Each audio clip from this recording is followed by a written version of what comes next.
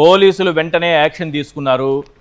Hit and run case ఇది అని ఆదిరెడ్డి శ్రీనివాస్ గారు బయటలు రిలీజ్ చేస్తారు, వీడియోస్ రిలీజ్ చేస్తారు, సోషల్ మీడియాలో పోస్టులు పెడతారు. అదే అండి స్థానిక ఎమ్మెల్యే. ఇప్పుడు ఇంకా వింత విచిత్రం ఏంటంటే అసలు వీళ్ళిద్దరిని మీరు చూసారా? పోలీసులు పట్టుకున్నట్టు పోలీసులు మీకు చూపించారు వీళ్ళిద్దరిని? లేదు. మరి నడి రోడ్డు మీద నడిపించి తీసుకెళ్లారా? లేదు. అలా ఫోటోలు మీకు రిలీజ్ చేశారా? లేదు. మరి ఎక్కడ? మరి ఇవన్నీ ఎందుకు చేయలేదు? మనం ఫ్లెక్స్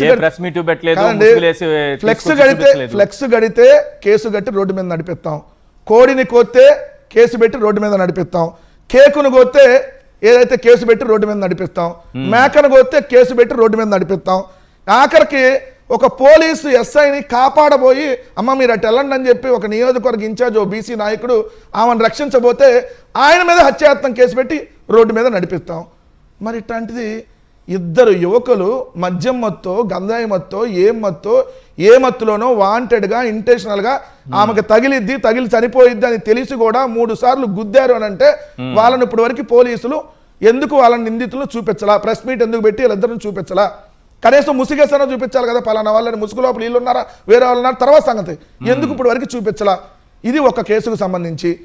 రెండోది ఇది జరిగింది గంజాయి ఇవన్నీ నేను ఎందుకన్నానంటే ఇది ఆగస్టు 9వ తారీఖు అంటే నిన్నగా మొన్న ఈ ఇన్సిడెంట్ జరిగినాక వచ్చినటువంటి ఇది కూడా ఈనాడు పేపరు జిల్లా పేపరు వాళ్ళు రాసేది చూడండి. ఇక్కడ రాజమహేంద్రవరం అర్బన్ గ్రామీణ పరిధిలో మద్యం మాఫియాలో రాజకీయ పార్టీల నేతలే చక్రం తిప్పుతున్నారు. కొంతమంది మద్యం దుకాణాలకు అనుబంధంగా బెల్ట్ షాపులు సైతం నిర్వహిస్తున్నారు. మరికొంతమంది ఆయా దుకాణాల వద్ద మినీ బార్లు నిర్వహిస్తున్నారు. నిబంధనలకు విరుద్ధంగా 24 గంటలు మద్యం అందుబాటులో ఉండేగా చేస్తున్నారు. ఇంత జరుగుతున్న ఎక్సైజ్ పోలీసులు చోద్యం చూస్తున్నారంటే డబ్బులు వస్తున్నాయని ఒక మద్యం దుకాణం 5 బెల్ట్ షాపుల విధానాన్ని పక్కాగా అమలు చేస్తున్నారని రాసి కింద చూడండి, నగరంలో ఇటీవల నేర సంస్కృతి పెరిగిపోతుంది. ఓవైపు గంజాయి ముఠా హల్చల్ చేస్తుంటే మరోవైపు బ్లేడ్ బ్యాచ్లు రెచ్చిపోతున్నాయి. ఇది చాలదన్నట్టు అదుపులేని మద్యం విక్రయాలు గొడవలకు ఆజ్యం పోస్తున్నాయి. నేను ఒక పాయింట్ చెప్తాను.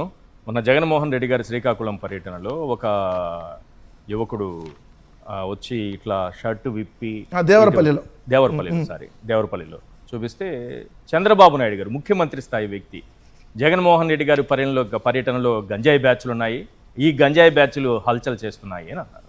అదే అండి ఇప్పుడు జగన్ గారి పర్యటన కాదుగా. ఇప్పుడు ఈనాడు పేపర్, ఈనాడు అంటే ఎవరికి? చంద్రబాబు నాయుడుకి భగవద్గీతగా. ఆయన నార్మల్ భగవద్గీతను ఏడు చదవడు. గంజాయి లేని రాష్ట్రంగా తయారు చేస్తానన్నారు చంద్రబాబు, ఇంకా చేయలేదా? చేశారనే రాసింది వార్త. ఇప్పుడు మనం మేడం గారు చెప్పారు 100 రోజుల్లో గంజాయి నిర్మూలిస్తాం. ఏదని నిర్మూలించేది? వాళ్ళ ఎంపీ డ్రగ్స్ తీసుకొని రాష్ట్రంలో వాళ్ళ ఎంపీ డ్రగ్స్ తీసుకొని పార్లమెంట్కి వెళ్ళాడండి ఈశ్వర్ గారు. ఓకే, మళ్ళీ అదే ఎంపీ ఏం చెబుతాడు? మీరు డ్రంక్ అండ్ డ్రైవ్ టెస్టులు చేయొద్దు అంటున్నాడు.